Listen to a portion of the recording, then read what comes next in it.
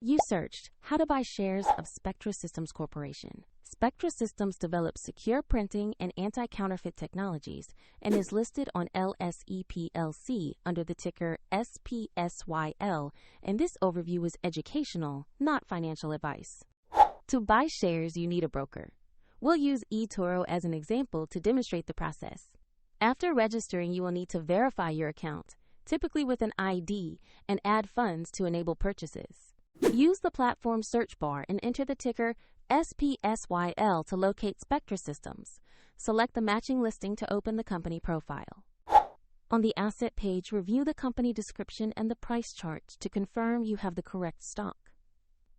Make sure the page shows Spectra Systems Corporation and the SPSY.L ticker.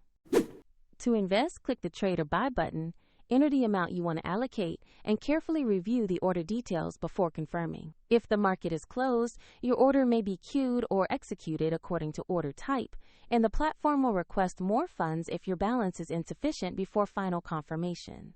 After execution, your new position will appear in your portfolio. A link to eToro is provided in the description if you wish to follow these steps yourself.